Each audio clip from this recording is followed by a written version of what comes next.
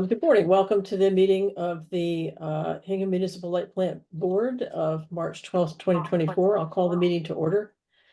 This meeting is being held remotely as an alternate means of public access pursuant to Chapter 2 of the Acts of 2023 and all other applicable laws temporarily amending certain provisions of the open meeting law. You're hereby advised that this meeting and all communications during this meeting may be recorded by the town of Hingham in accordance with the open meeting law. If any participant wishes to record this meeting, please notify the chair at the start of the meeting in accordance with Mass General Law, Chapter 30A, Section 20F, so that the chair may inform all other participants of said recording. We are recording the meeting. Is there anyone else who would like to record the meeting? Okay, seeing none, we'll just move to the first item on the agenda, which is the PCA formula update. The PCA is the power cost adjustment. It's the portion of the bill where HMLP adjusts its income so that it both covers our energy costs, which vary, and also we ensure that the revenue is adequate to meet our budget requirements. And we learned during the rate study that a PCA is a standard part of an electric utilities bill. I had some questions about how the PCA calculation is actually done. During the discussion about that, I felt like the language on the website that describes the PCA calculation didn't capture all the elements that go into it. And I asked if we could look at some alternate language that would capture all the elements that are part of the charge so that the rates that are described on our website would reflect actual practice. So that's how we arrived here with some suggested language. Joan, would you like to introduce it? Here, I have it. Okay. Can you see it? Here it is. Yep. Okay. Thought I had it there somewhere. I don't know if everyone wants to take a minute to quickly review it, but basically what it does is it takes our net income to date, less our net income that's supposed to be budgeted, and we adjust for it. So we have many things, that fluctuate during the year that we can't anticipate what the dollar amount's going to be. So as they happen, it's kind of like we play catch up all year long. So what I do, I'm sorry. Really? So I take the difference into, what we're budgeted and what our actual is, whether it's higher or lower. And we just a second, Joan. Brianna, could you, thanks. Yeah, we just need to ask everyone to mute if you're not speaking. Go ahead, Joan, thanks.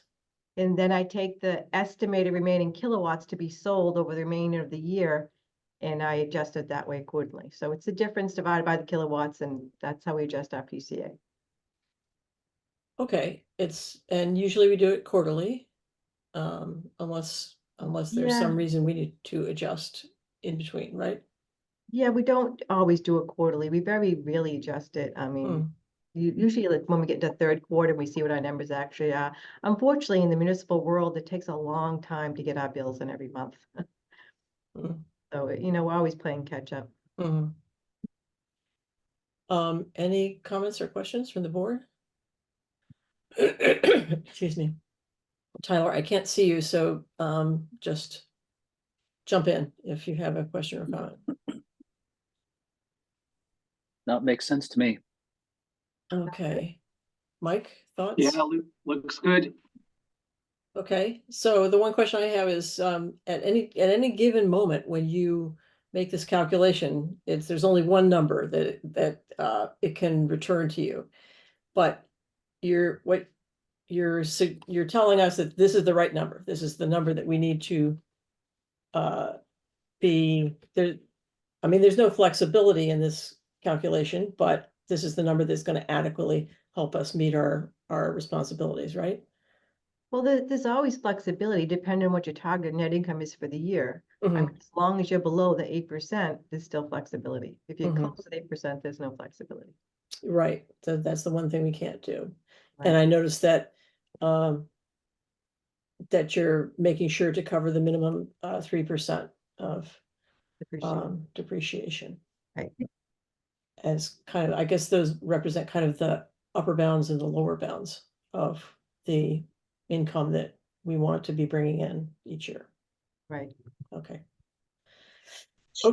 I'm fine with that. I'll just stop the share. Is there any comment from public on this or questions about this item? I see none. Mike and Tyler, are you ready to take a vote? Ready. Ready? Okay, so I'll entertain a motion to approve the language recommended to us by the staff for the calculation of the power cost adjustment. Is there a motion? So moved.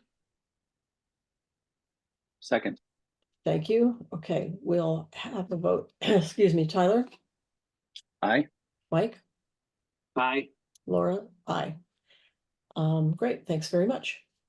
Next item on the agenda, and by the way, Joan, thank you very much for putting that together. I'm You're welcome.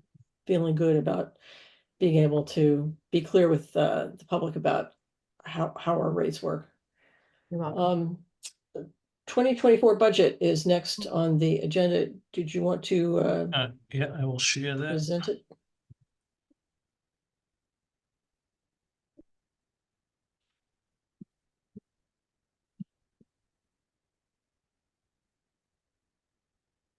You can see that? Yes. Okay. So we go to the total budget. I don't know why that is grayed out there. Oh, there it goes, okay. Basically what we do is we take our projected revenue from this was actually from 2023. We just used our 23 revenues, and then Joan did some calculations to adjust them for 2024. Our capacity, transmission, and energy, these come directly from E&E from the 2024 budget, which I can show you is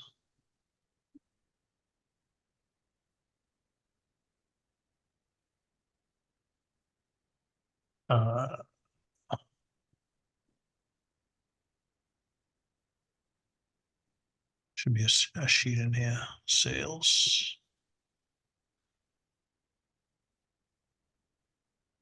So these numbers come from, actually, those are our sales. I'm sorry.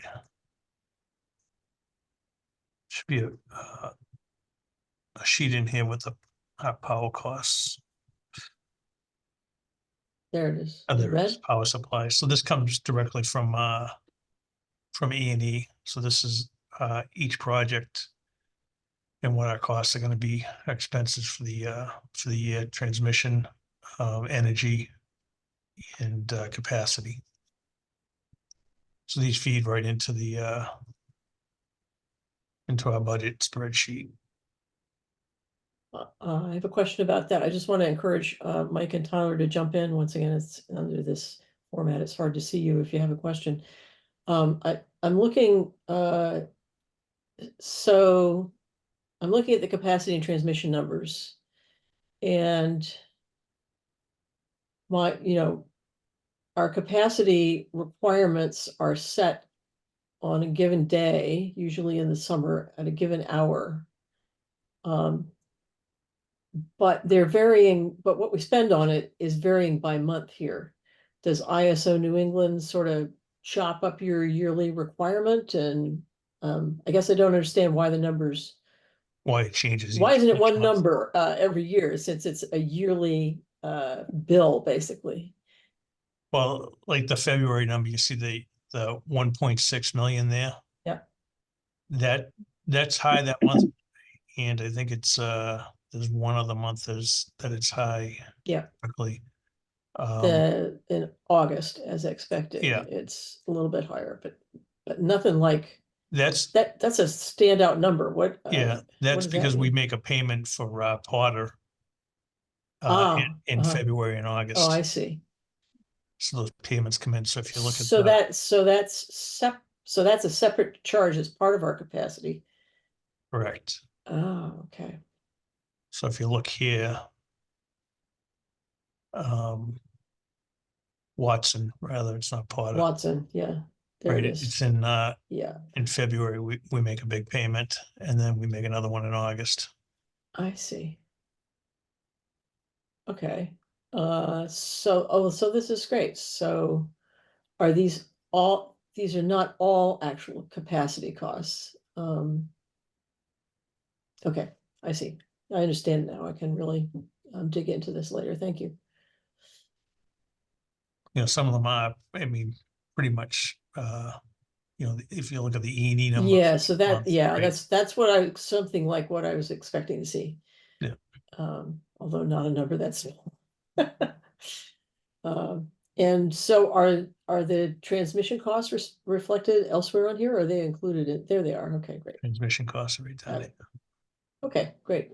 Thanks. So That'll help obviously me they're look at it. gonna change each month Mhm. based because the transmission, we had a transmission peak each month. Right. Okay.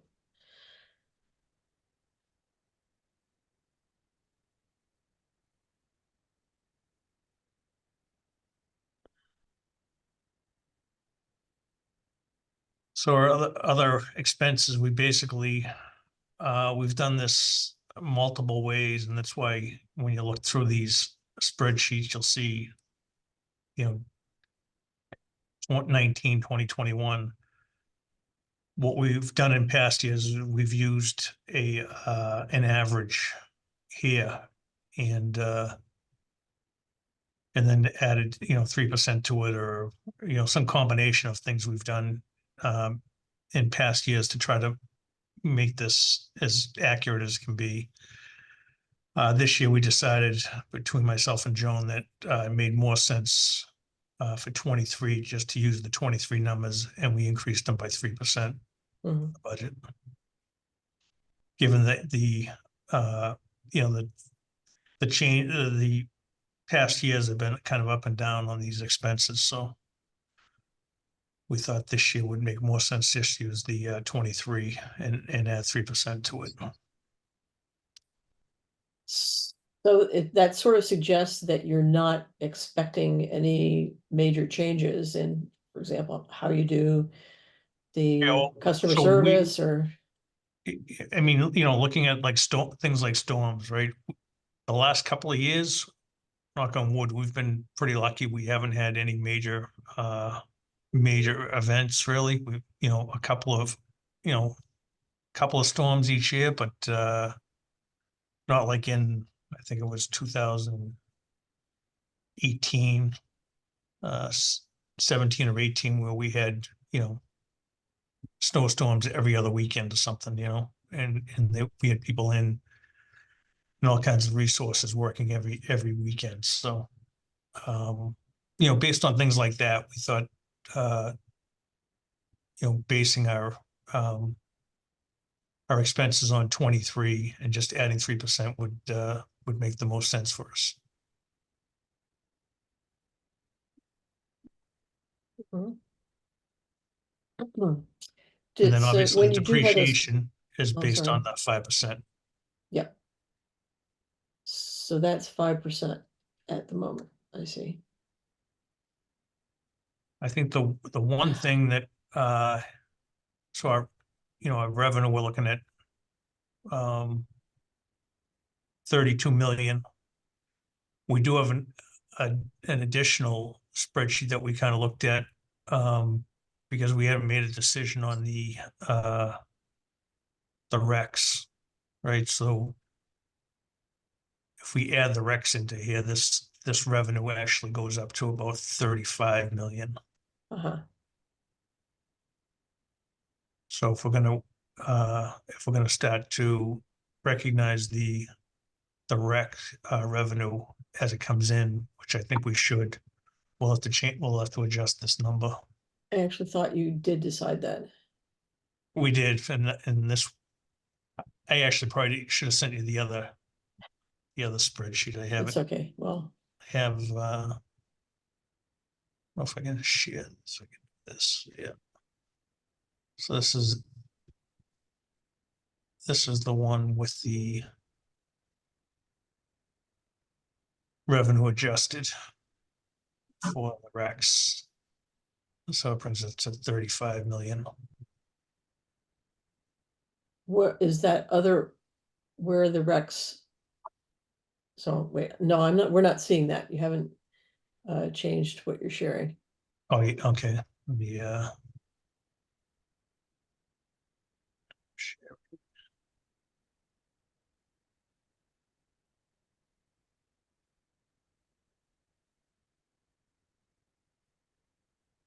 Can you see that now? There we go. Yep.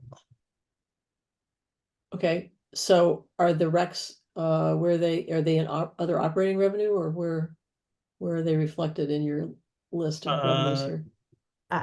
I can talk to that, Tom. I just increased the gross amount rather than allocate them by month. It's just in this gross number. Total budget revenues is 35. Okay, So but one thing I do want to note here is that even if we increase it to the 35, we're still below our 8%. Yeah. So, I don't know how much exactly we're going to bring in this year. And unfortunately, we still don't even know what our fourth quarter recs are going to be for 2023. As Wow. again, in the world, everything's slow in this world. I call it the municipal world anyway. So we'll still be a little bit below the 8%, even if we Yeah. bring it all in. It brings it in right about 7%. Question, Yes. Tyler, on this tab, do we show where we're accruing funds for future larger CapEx, or is that somewhere else? That's the depreciation fund. so that's up there, what we're seeing on the top line, right? That is what each month you're putting into the depreciation fund. Which is 5%, which is the maximum that we can put away. But for that purpose, that's the maximum we can put away to earmark it for that purpose. We can still accumulate additional operating income. But to earmark it for capital projects, it's a maximum of 5%. Tom, could you go back to the previous page where we were looking at I think, I'm not sure which page it was. Oh, it's just up above. Yes, so here under here's my question about, you said you just increased the total budgeted revenues to include the recs. Yeah.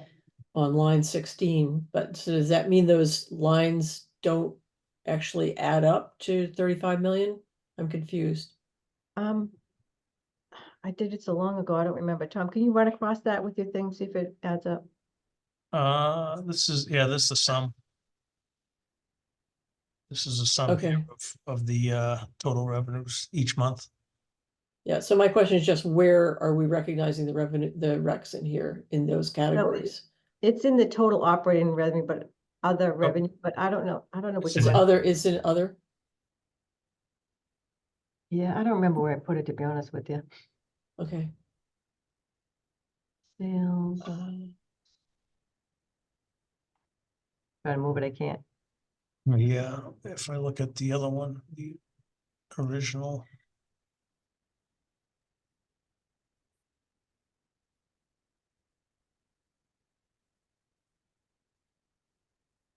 I'm trying to move it and I can't because it's Yeah, it's driving me crazy. I want to move it. Well, anyway, it's in there, Laura. Okay, I believe it's in there. I was just wondering what we called it, and Yeah. when we're adding up the revenues, so that, because Months ago. yeah, okay. I Okay, think looking at this, looking at the other spreadsheet, Yeah, the one I had shown first, it looks like the residential rate, there was an increase in that.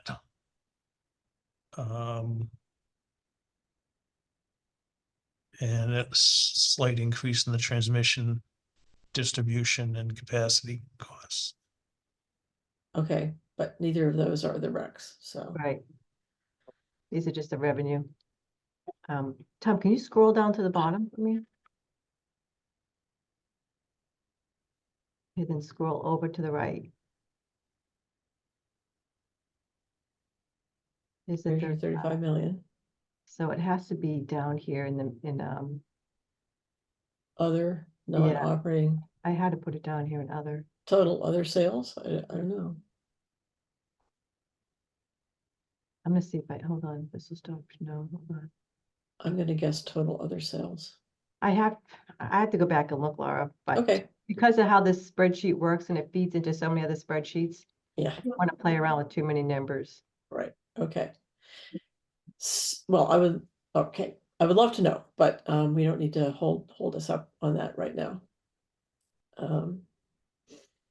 Okay, anything else you think worthy of note, Tom, about this year's budget?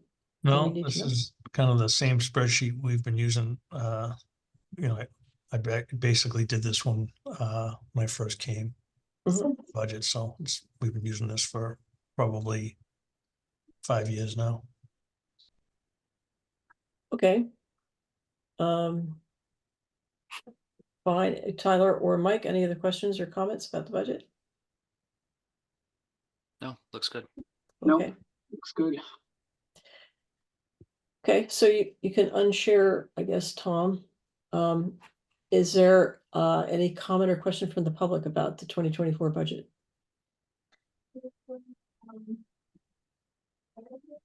Okay, seeing none, we can move to a vote on this. I just want to make clear that the construction and the operation of the budget is part of the operations of the plant. It's entirely the responsibility of the general manager. We don't have approval power over the budget, but I think it's a good idea for us to take a vote to endorse the budget as we see it.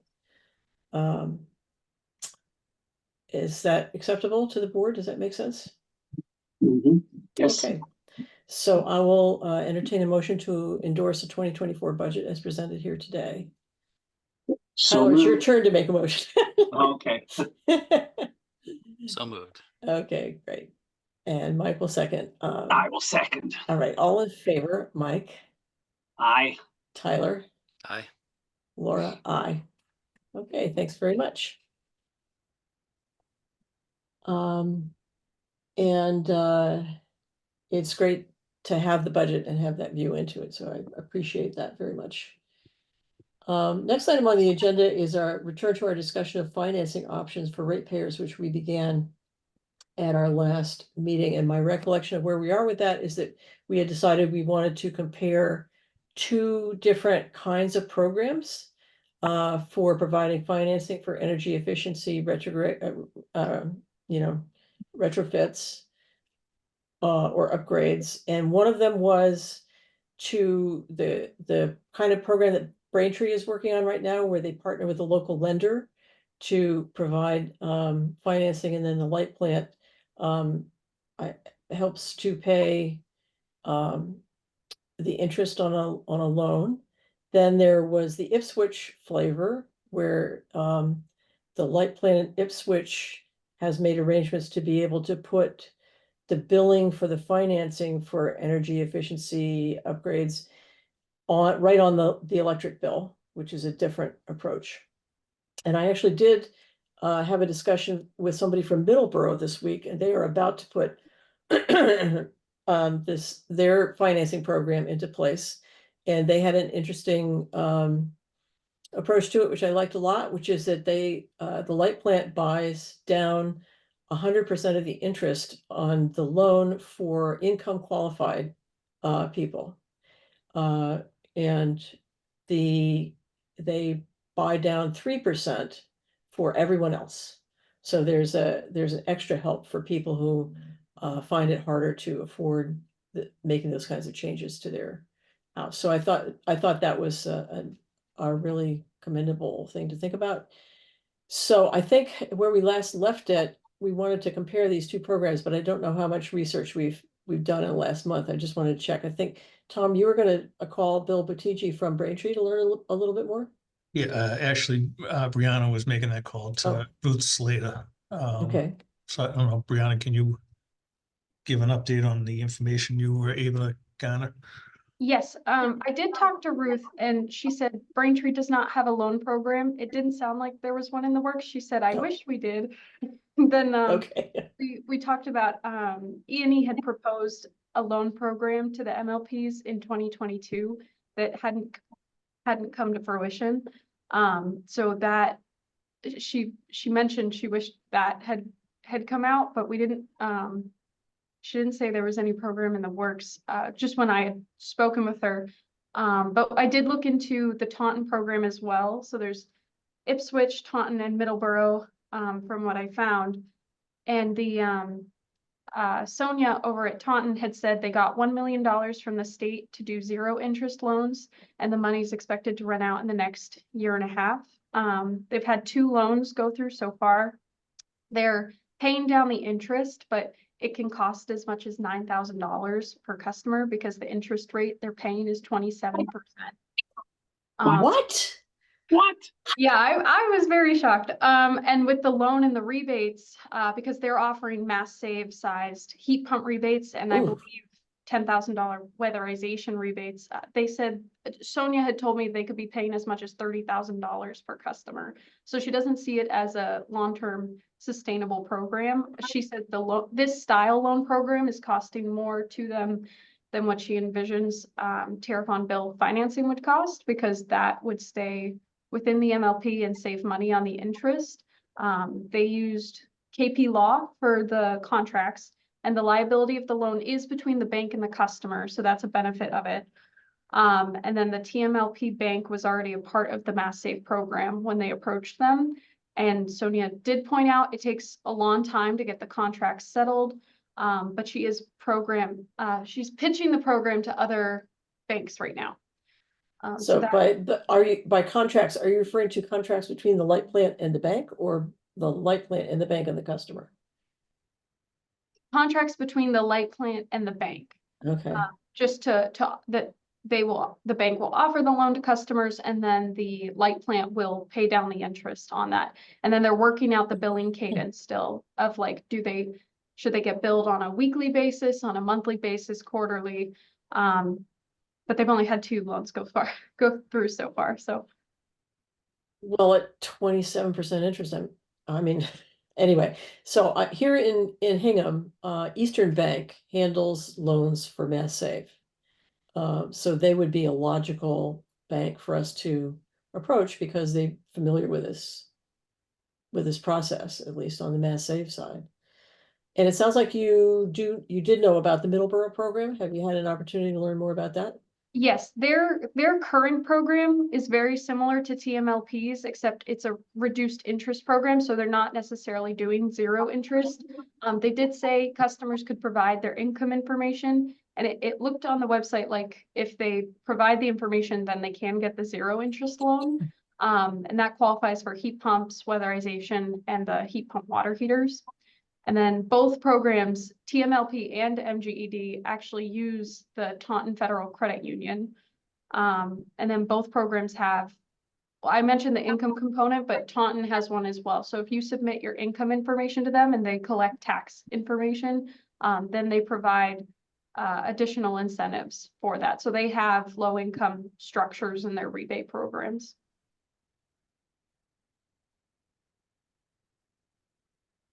And have we had a chance to take a look at the Ipswich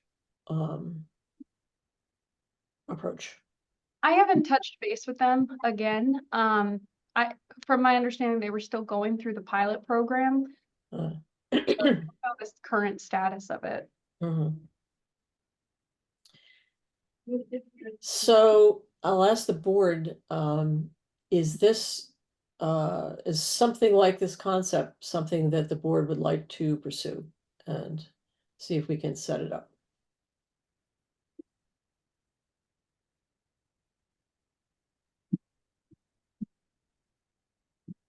Don't all speak at once. Yeah, I would certainly support moving forward and seeing if we can do something similar, particularly for low income people. And I think it's a useful tool, even 3% off current rates. And if current rates come down a little bit, working with a local bank, I think would be a good thing. I think it would be a catalyst to getting people to insulate and go to heat pumps and electrify their homes. So I would support it, Laura. Mhm. What I do you definitely think, think it's Enrique? good to look into. The interest rate on that loan sounds egregious, though. Yeah, Yeah, I don't know if no, I'm how we not. could ever support that, but No, I No, don't think, no, no. it's shocking. I can't understand it. I believe Taunton got that $1 million from the state unexpectedly. There was kind of I guess I don't know, the state rep or senator or someone got them $1 million somehow. So my recollection was that the E&E program that they were hoping to do 2 years ago was meant to be dependent on state money, that they kept being told, oh yeah, it's coming, and it never came through. But it would have been just like, it would have been one of those programs where they fund it for a while, the light plant gets hooked on it, and then the state disappears. And if you set up your program so that you're paying too much, it's not sustainable. Which I think is what the state is talking about now, right? And that you know, there's some money that might maybe coming out for MLPs for this type of thing. Good, I've heard that before, Yeah, I know. so. With the Inflation Reduction Act, money potentially coming through the state channels. Yes, it's, Yeah. they're seeking public comment now on their current proposal, so they put the Right. proposal out online, and it's, they received $146 million from the IRA program, on the federal level, and they are getting 73 million for home efficiency rebates, which is the HER program, and 72 million for home electrification appliance rebates, the HEAR program. So this proposal lists $22 million out of the HER program coming to MLPs with a 9.8 million match. The proposal says it wants MLPs to use the funds to be more closely aligned with Mass Save.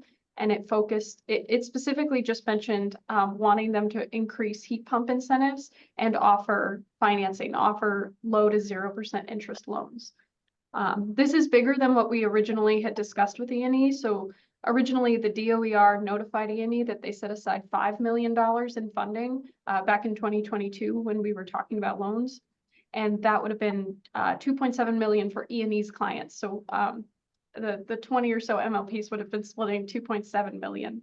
But now we're talking about the 40 splitting about 22 million potentially, depending on how the public comments come in and how they change the program. Well, it's a great Is way to get MWIC started, but I'm sorry, Mike, Is go ahead. MWIC looking into similar programs to what E&E is proposing? I'm not sure. Yeah, It don't know. sounded like they knew that MWIC was going to administer the other 2.3 million when the state was Yeah. coming out with it. But now, seeing the state program, I doubt E&E or MWIC would pursue anything outside of the state funds. Well, my thought about that is that it's great if it comes through. We need to be careful, though, if we set up such a program reliant on those funds, that we not set something up that's not sustainable for us when the funds are done, because the funds will be done eventually someday. So that would be my concern about accepting those monies. It would be sad to set up a program whose requirements we couldn't keep up with after the state money was gone, so. And also I'm skeptical that it's gonna appear at all, there's also that. So let me ask then, if the board wants to continue to think about this, Tom, would it be appropriate to ask Brianna to put together a program proposal for us? We can do that, yep. And we'll have to think about the funding as well, where that's going to come in the budget. So is that a good next step, everyone? Okay. Is there any questions or comment from the public about this topic? Yes, Kevin. Just please state your name and address for the record. You are still muted. Maybe it's, Oh, do you have to unmute? okay. There we go. Okay, Okay. can you hear me now? Yes. Yep. Hi, good morning. Good morning. On this. Can you just state your name and the Yes. open meeting law requires that people speaking state their name and address My name is Kevin McGill, and your address. 45 Liberty Pole Road, Hingham, Mass. This program that you're proposing, you talk about low income, targeting low income ratepayers. I find it a bit odd. Those are payers, those are ratepayers that are having trouble paying their rates now. And you want them to take out loans for alternative or, you know, some sort of a supplemental heating. It doesn't make any sense in that regard. And the other thing is that where, if you don't get funding from the state or the federal government for this, does that then fall on the other ratepayers to pick up these interest payments for these people who choose to enter into these alternative or supplemental heating situations? So, There are two questions. yeah, the first point you raised, I think, is definitely worth thinking about. The general idea is that we would be funding energy efficiency improvements that would ultimately lower those customers' rates. So to make it easier for them to pay their rates, but whether it makes sense for any particular customer at any particular time is something to be, how you would qualify that as a company that needs to be considered as part of the program. And yes, like our income adjusted rate that we have now for electric rates, the difference is indeed picked up by the rest of the ratepayers. I'm against that too, so. Any other Right. questions or Thank I'm you. sorry. Any other questions or comment from the public on this?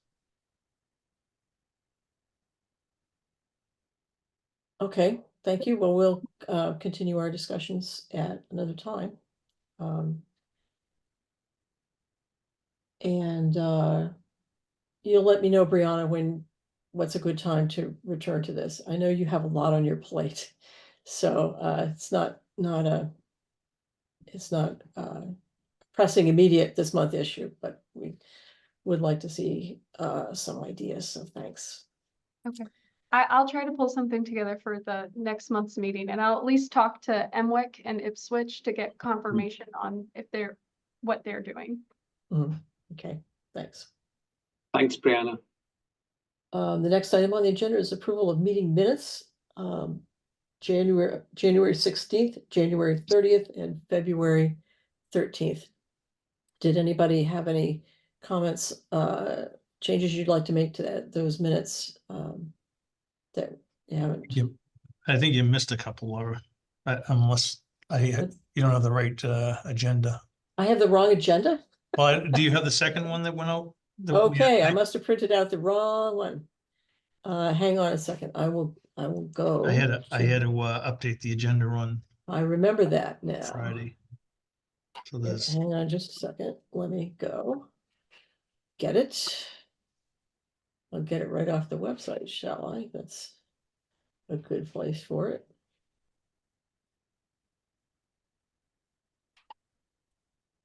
Okay. Yeah, 1, 2, 3. Right, exactly, just so. So we had added to the agenda a discussion of light board meeting times by popular demand.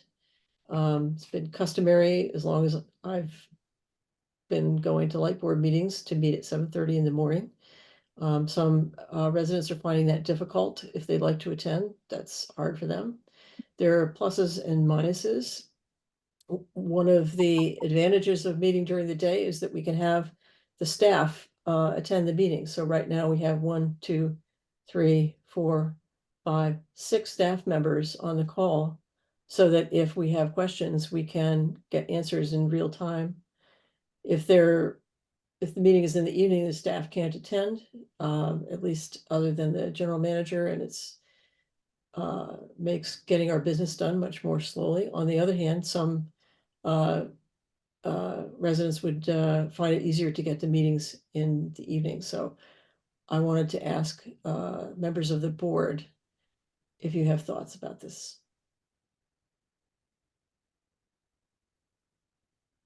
Yeah, I have I have a thought. The evenings are tricky, at least for me, given all the family commitments. could potentially schedule some evening meetings, but it would not be at a regular every second Tuesday at a certain time. It would have to be, it could be a different day every single month to see if you have time. And sometimes you don't even have time. So mornings work really well for me. That's otherwise it's pretty tough with the work schedule. Mhm. Yeah, I would reiterate that the same things. It's difficult to cut into personal family time in the evenings. And 7:30 in the morning, between 7:30 and 9, you can usually rearrange your work schedule so that we can be in attendance. I think we have open channels for public comment through emailing the board, which we pay attention to. And I think people can keep in touch because we Zoom the meetings and they're available and people can tune into those at a later date. So I'm not in favor of changing the timing of the meetings. I think it adds more variables into the mix for everybody. And you make a good point about we really include the staff. And I think that's really important in our discussions. We can be so much more productive by including the staff. And I don't think it's fair to ask or expect them to tune in the evenings. What would you think about the idea of scheduling an occasional meeting in the evening, which we could consider a hearing on topics that, if there's a topic we think there will be a large public interest in, we could maybe from time to time schedule evening meetings. Like I don't think there is a great deal of interest in our power cost adjustment formula, for example. But we know that there are topics that do generate a lot of interest. Would you be willing to consider this from time to time? No, I think that would be a good idea. I don't have an issue making a special exemption, so to speak. I think with all the meetings that are going on in town, it's sometimes difficult to actually schedule that. But for things like the transmission project, there are public meetings and open times for people to come through and express opinions. But if there's a lot of interest on a specific topic, then I think, as Tyler says, that we'll make ourselves available, and yeah, we would be open to that. I think I certainly would. How do you feel, Tyler? Set.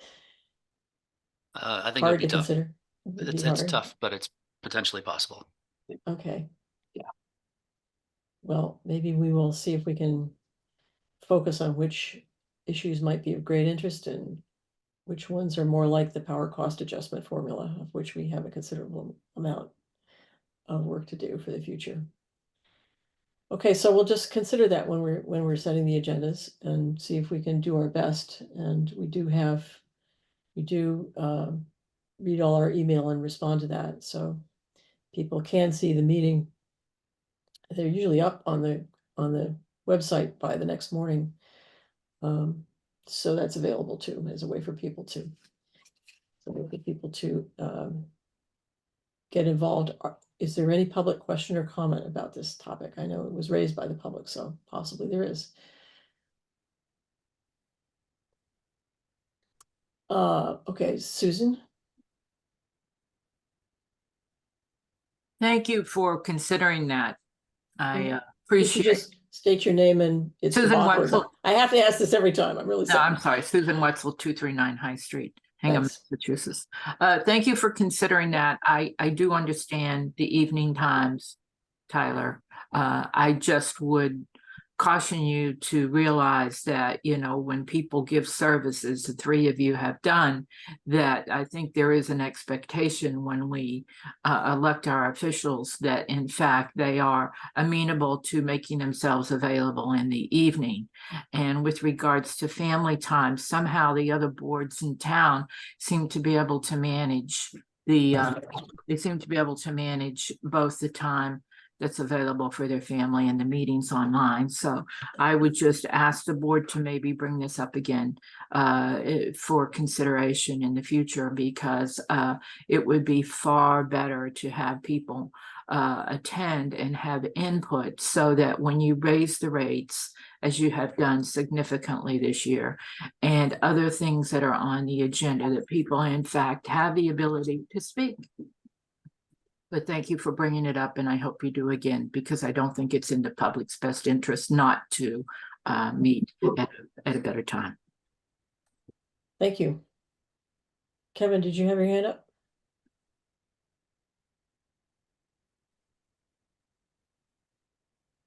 Yes, thank you. I did. I would just note, want you to look and see how poorly attended these meetings are.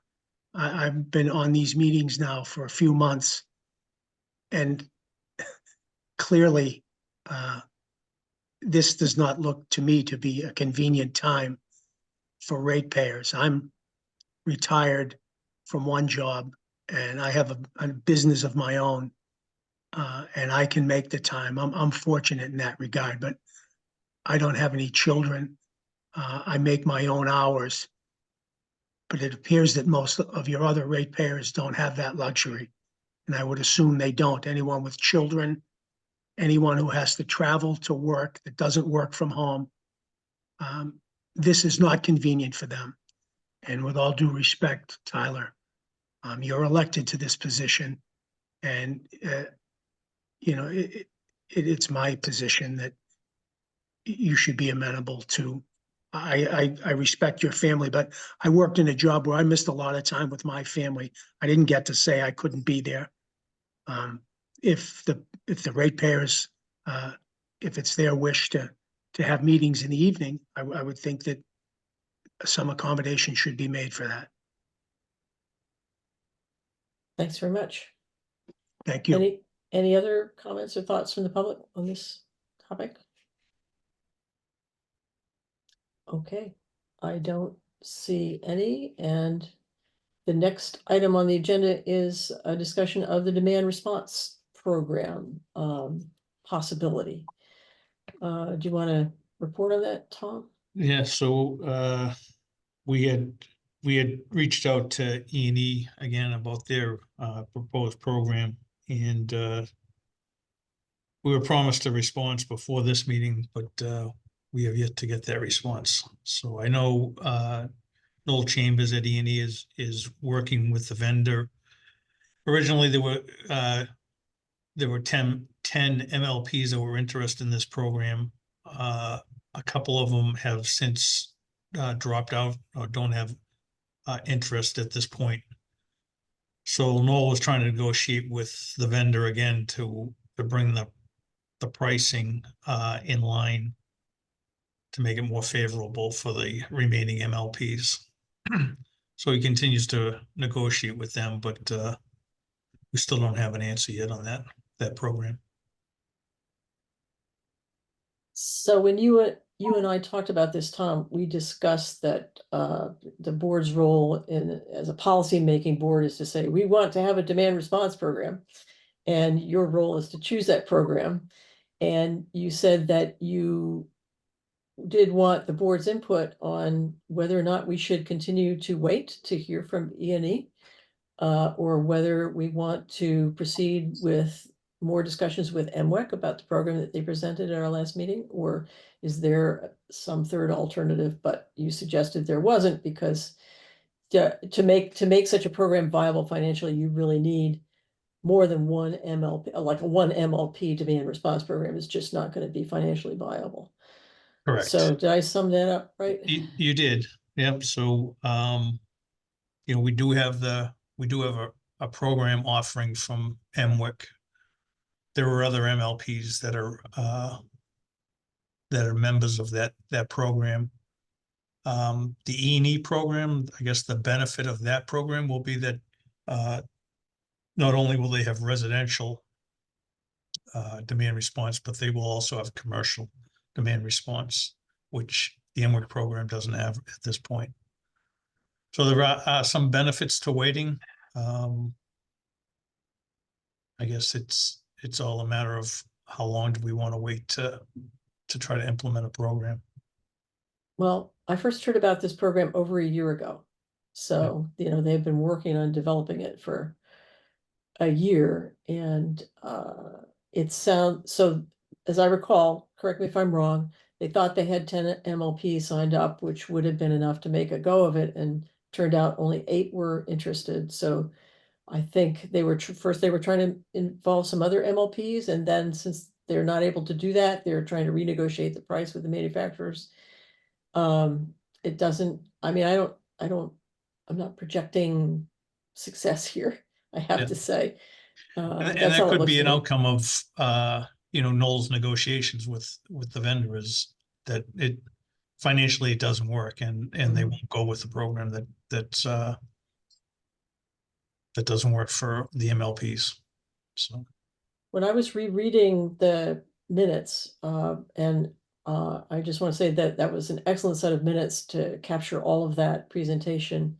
I appreciate that minute taking very much, because it Mhm. reminded me of everything that was discussed. The one thing that impressed me a lot about it was there were 2 things. First of all, how modular it was, that you didn't have, it wasn't like uh you're signed up for everything. You have to take it as a batch. They're very flexible. You can sign up for this, you can sign up for that, you can do it your way. You don't have to do it the same way as everybody else. I sort of wonder if E&E is actually successful in creating a program, if it will have that much flexibility, because they're going to have to meet, a certain nut um, to make it all go. I worry that we might be locked into things that we wouldn't have much flexibility about. So that appealed to me about the MWEC program. And the other was that it looks to me like they said they are genuinely always looking to expand the program, finding new devices that they can sign up for the program in a financially responsible way. Um, and it looked to me like it's growing, and they did say that they wanted to have, didn't they say they wanted to extend to commercial yeah, they did at say some that. point? Yeah, so. The E&E program, in talking to Noel, would offer a lot more devices, I guess. Would include, this vendor's program has contracts with a lot of other vendor, devices, a lot more devices than MWIC's. So that would be another Another advantage. advantage for the E&E program if that comes to fruition. Well, let me just poll the board on how you're feeling about waiting longer for E&E's program, or possibly considering the MWEX program, or none of the above. What do you think? So just for clarification, wouldn't a vendor want to go with both programs? Or do you see them locking in and taking sides, so to speak? Because I don't like that perspective. I think there should be fair competition in the marketplace, but I don't think there should be contracts per se going on and people committing to one program and another. I think it should be a sort of open source, so to speak. And I would suspect that MWIC would sign up as many vendors as they could, and it would increase their number of participants likewise. Yeah, so I think the vendor goes to the device manufacturers to get their approval, right? And they pay something for that, I Right. think, right? So I don't doubt that some of the products that that each vendor has are probably are the same. Right. It's probably a matter of the willingness to pay and how much is the program going to cost. Right. But we're going to see new technology come in. We're going to see new products come in and take market share. There's going to be a changing marketplace as people adopt these types of devices that are going to be capable of integrating with the grid on a demand response perspective. I don't know what the next flavor of car chargers is going to be, or solar inverters, or vehicle to grid, vehicle to X, whatever it is. But the people that are going to administer these programs are going to have the capability of scaling. They're going to have the capability of moving fast and quickly. And I would suspect that E&E will have one flavor and EMWIC will have another, and that those will be compatible with each other. And they're going to morph, they're going to change as the market changes. So I'm not sure that I see a distinct advantage to going with one or the other, but it's clear to me that both are interested in this and one is ahead. And if we want to stay ahead and offer our customers the flexibility and the choice and the benefits of these programs, then we also have to stay ahead and go with a product that's out in the marketplace and viable, knowing that it's going to change over time, and protect ourselves by not necessarily locking in for an extended length of time with either vendor.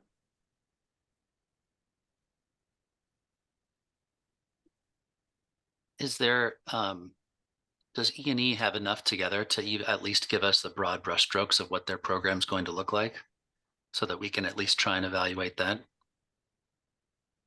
I think they do. I think we could probably get Noel to come on and give us an overview of what their program will look like if it does go forward. Could we invite him for our next meeting? Yeah, If he returns your phone calls. yeah. If we can get him on the phone, yeah. I know E&E was working on doing some hiring, because Noel is kind of has been straight out with, they've had a few people that have left the organization under him, and so he's been wearing multiple hats. So I can reach out to him and see if we can get him. I actually I think there's a board meeting coming up at the end of the month, and Noel is at those board meetings, so at a minimum I can talk to him at that.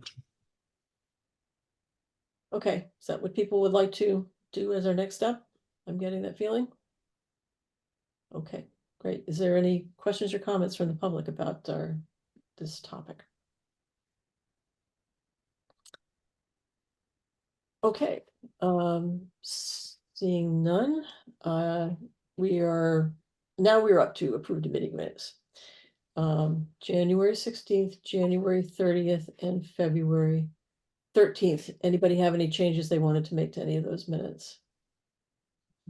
Nope. Okay, I'll entertain a motion to approve all three of those sets of minutes. So moved.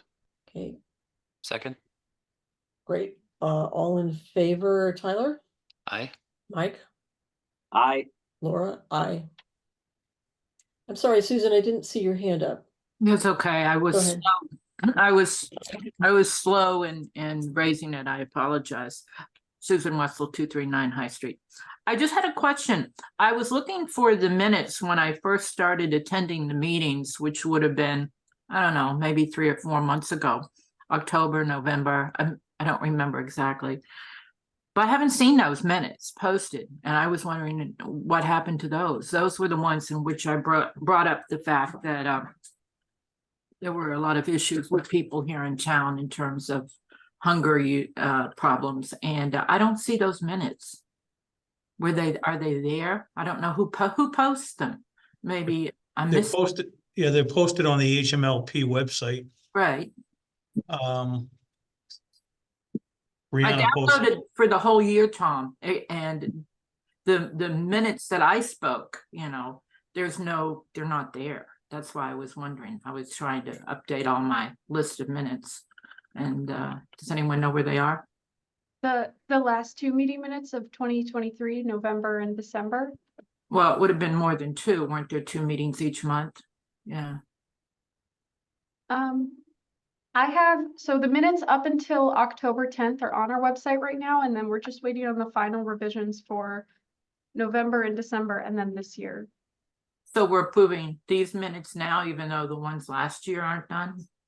November and December should be approved. Yeah, They are approved. I'm sure they're approved. They Yeah, just need to yeah, go no, up. they're approved. If they're not on, so I'll get those up there today. Thank you, thank you, Yeah. because I keep them, and since I had plenty to say during that time, I want to make sure I've got it correct. So thank you. Yeah. I get to vote No, on. they'll be up there.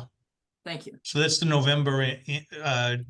I'll look at the website. I'll make sure that it's up there. I'm looking at the website, and the minutes for the 14th of November and the 12th of December are not posted.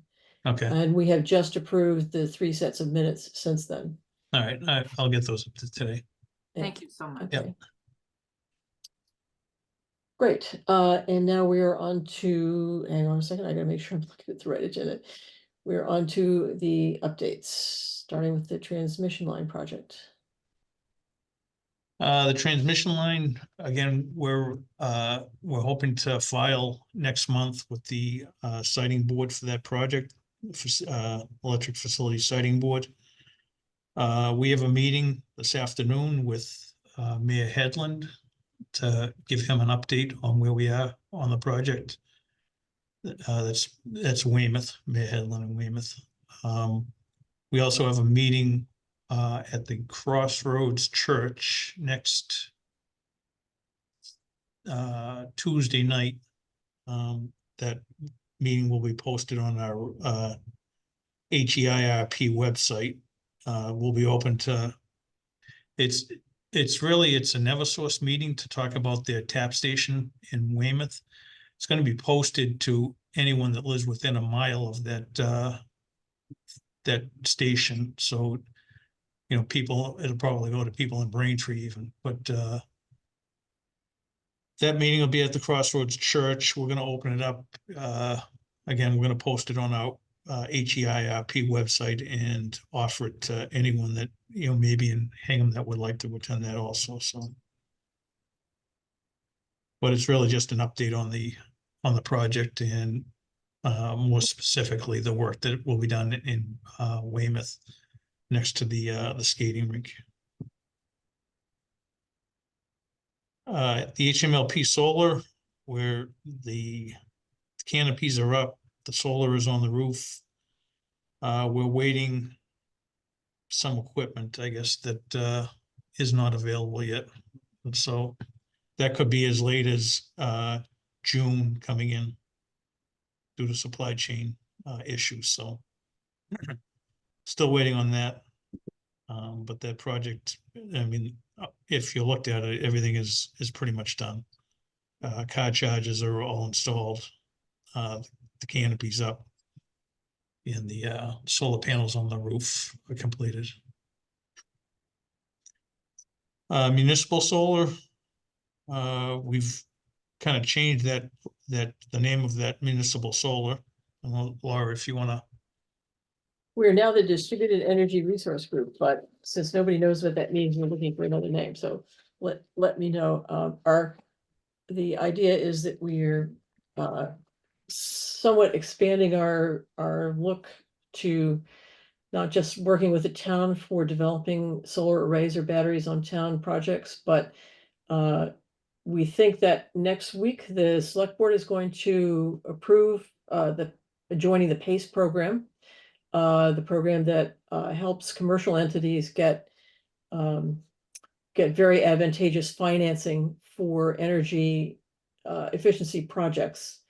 And so our plan is to partner with the PACE program to advertise that program to commercial entities for helping them get financing for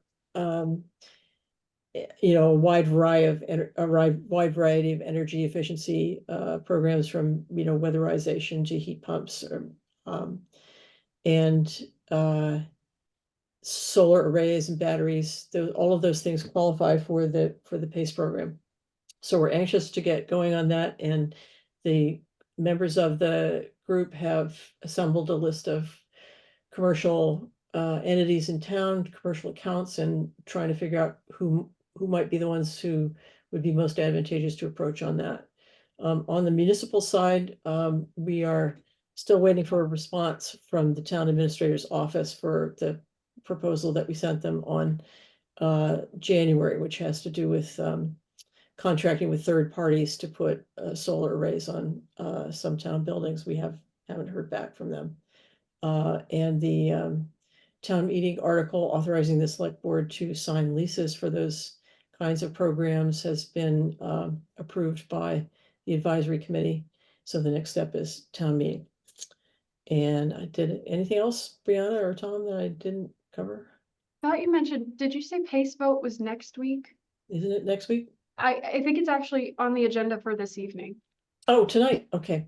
I just, My head is back in last week, I guess. Okay, yes, I think you're right. It is on the agenda for tonight.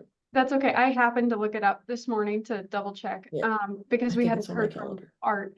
And then I don't know if I should update this now or not. We actually did just get a response from Noel about the E&E program. Oh, sure, don't go know. ahead. Yep. Okay, Noel said that he has finally touched base with Generac and that they are not willing to continue conversations regarding the demand response program.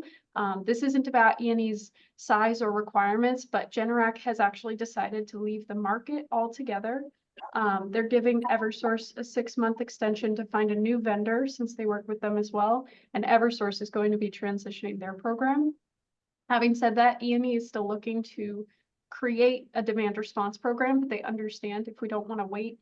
And if we do decide to go with the virtual peaker program through MWEC. Okay, well, we have some open time on our agenda for whenever Noel was gonna be here. So we'll just, put that topic on the agenda again to explore further. Thanks for that, Brianna. That's very efficient. Okay, so, we are on, so the next update was on the landfill solar, which I think is on hold right now. Yeah, so we've put that on hold until we make a decision on how we're gonna utilize the green funds going forward. Mhm. So right now that project is on hold. Mhm. Capital projects, right now, we're working on 2 projects. One is that is out in the Prospect Street area. We're doing some reconductoring out there, removing some phases to try to improve the reliability of Prospect out towards Wander's Drive, where we've had multiple issues in the past. We're also working with the town to do some tree removals at the corner of Charles and South Pleasant, another area where we've had multiple issues that has taken out that Circuit 6. Pretty much every storm we have a problem with that circuit. So we're working with the town. We're going to remove, I think it's about 30 trees out in that area. Majority of them are dead anyway. So, but there are some trees that we have to post and do a public shade tree hearing on. So we'll be working on that in the next couple of months. Hopefully get that done before we get into the hurricane season. The other project, the next project, another project we're working on is Lincoln Street. We reconducted a piece of Lincoln Street down towards the town, so that we're working on that. And then you probably noticed the pole set up on Main Street. That's our next big project for reconductoring that section of Circuit 9 down to the high school, down in that area.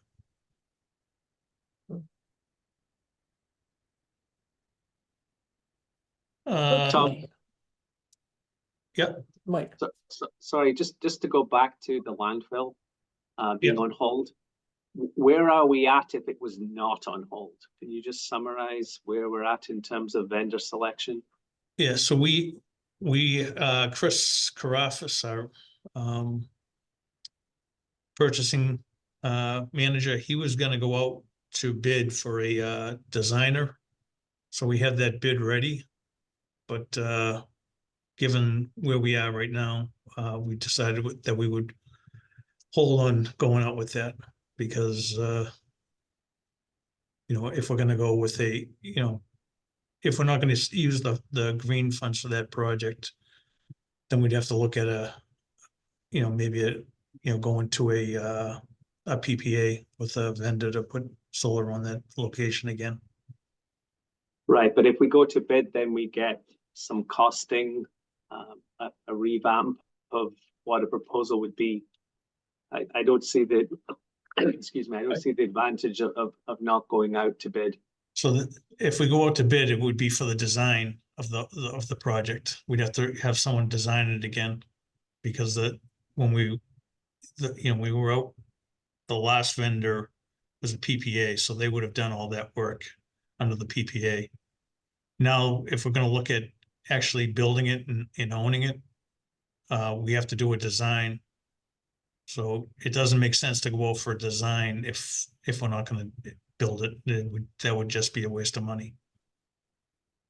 Which, once we get a design, we still have to go out to bid to have it built, to Right. get, so. I mean, it's a landfill. I mean, there are numerous solar facilities on landfills. Yeah, I think the issue is that it's a small landfill. It's not very remunerative. yeah, And that's really the problem we've been having, getting people Yeah. to really commit to doing this project. Right. Because it's Yeah. just too small. we're just using really the top of the landfill, for whatever reason, the slope or whatever, we really can't get a lot of solar up there. Steve probably remembers the size, I'm sure.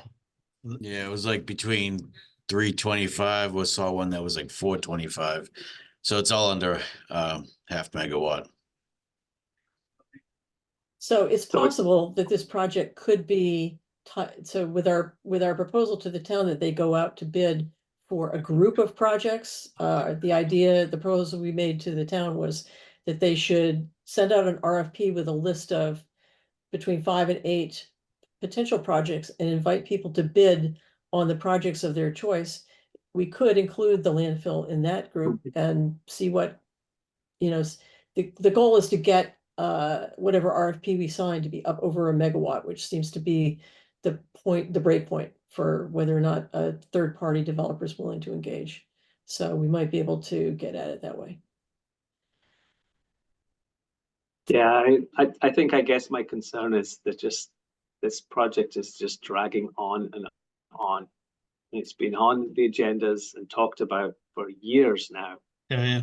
And we're back to documenting in a set of minutes that it's on hold. And I just don't think that's good. I think what we've learned is it's not financially viable as it is. So maybe Yeah. we can get it as done as part of a package with some other projects. Yeah. Thanks. Yep. Demand response, we've kind of We kind of did talked that. about that. And then the next thing is the time of use metering. Yeah, so I had asked Tom to put this on the list of updates.